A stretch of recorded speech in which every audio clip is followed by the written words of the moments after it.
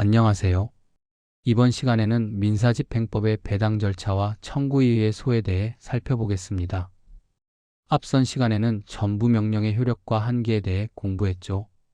이제 집행의 마지막 단계인 배당 절차, 그리고 집행에 대한 사후적 구제수단으로서 청구이의의 소를 정리하겠습니다. 먼저 배당 절차부터 볼게요. 민사집행에서 부동산이나 채권 같은 재산을 매각하거나 환가하면 그 대금은 여러 채권자에게 나누어줘야 합니다. 이 과정을 바로 배당이라고 합니다.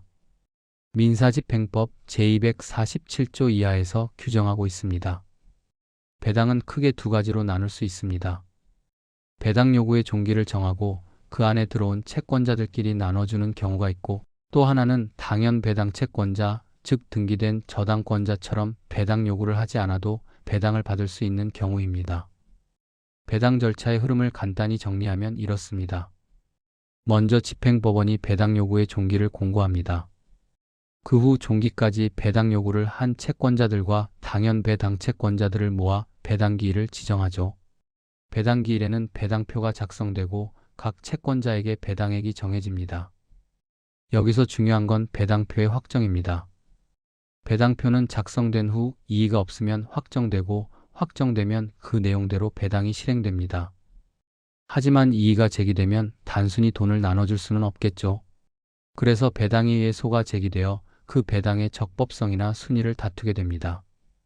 예를 들어볼게요. A, B, C 3명의 채권자가 있고 매각 대금이 1억 원입니다. A는 근저당권자, B는 가압류 채권자, C는 일반 채권자라면 당연히 A가 우선적으로 배당을 받습니다. 그런데 만약 B가 A의 근저당이 이미 소멸됐다고 주장한다면 이건 단순한 의견이 아니라 배당이의로 다퉈야 합니다. 이런 경우 배당법원은 단순히 배당하지 않고 이의 제기자에게 배당이의의 소를 제기하도록 명합니다. 이 소송의 결과에 따라 배당표가 확정되죠. 그렇다면 배당이의와 청구이의는 어떤 차이가 있을까요? 간단히 말하면 배당이의는 배당 절차 내에서의 이의이고, 청구이의는 집행권원 자체나 집행의 효력을 다투는 소송입니다. 이제 청구이의의 소로 넘어가 볼게요. 민사집행법 제44조에 규정되어 있습니다. 청구이의의 소는 채무자가 집행권원의 내용이 더 이상 유효하지 않거나 집행할 수 없는 사정이 생겼을 때 제기하는 소송입니다.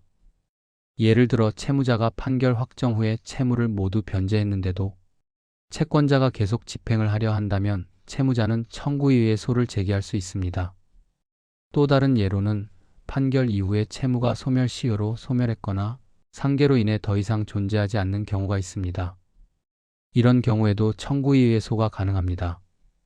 그런데 여기서 중요한 점이 있습니다.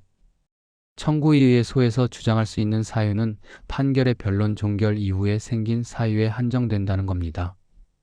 변론 종결 전에 이미 있었던 사유라면 그건 항소나 재심으로 다퉈야지 청구이의로는 못합니다.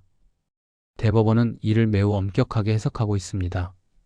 즉, 청구이의의 소는 새로운 사정의 변화를 주장하는 절차이지 옛 판결의 정당성을 다시 따지는 절차가 아니라는 거죠. 그럼 절차를 살펴보겠습니다. 채무자가 청구이의의 소를 제기하면 법원은 우선 그 소 제기 사실만으로는 집행을 자동으로 정지시키지 않습니다. 집행을 멈추려면 집행정지 결정을 따로 받아야 합니다. 즉시 항고가 가능한 결정이고 담보를 제공해야 하는 경우도 있습니다.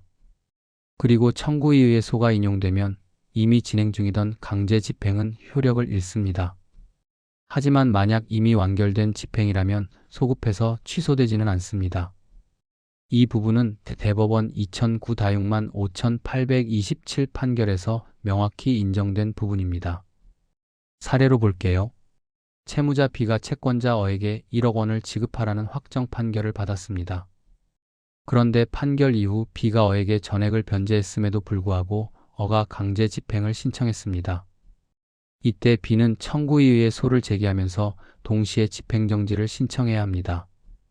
만약 법원이 이를 인정하면 강제 집행이 일시적으로 멈추고 이후 본안에서 변제 사실이 인정되면 집행은 완전히 배제됩니다. 반대로 채무자가 변제하지도 않았는데 단순히 갚을 예정이었다고 주장한다면 이는 변론 종결 후 사유가 아니므로 청구이의로는 인정되지 않습니다. 또 하나 중요한 점은 청구이의의 소는 집행권원이 판결일 때만 가능한 게 아닙니다. 지급명령이나 화해권고 결정 등 확정된 집행권원 전반에 대해 가능합니다. 요약하자면 이렇습니다. 배당 절차는 환가된 금액을 여러 채권자에게 공정하게 나누는 과정이고, 이의가 있으면 배당이의의 소로 다투게 됩니다. 반면 청구이의의 소는 집행권원 자체에 더 이상 실효성이 없을 때 채무자가 제기하는 소송입니다. 배당이의는 배당법원 내에서의 절차적 다툼이고, 청구이의는 실체적 효력에 대한 사후 구제수단입니다. 민사집행의 마지막 단계는 결국 배당과 구제입니다. 채권자는 권리의 실현을, 채무자는 정당한 방어를, 그리고 법원은 그 균형을 조정하는 역할을 합니다. 실체적 정의와 절차적 안정성이 모두 필요한 영역이죠. 오늘 강의에서는 배당 절차의 구조, 배당표의 확정과 이의 제기, 그리고 청구이의의 소의 요건과 한계를 살펴봤습니다. 다음 시간에는 배당이의 소송과 제3자이의의 소를 함께 비교하면서 실무상 쟁점까지 이어가 보겠습니다. 감사합니다.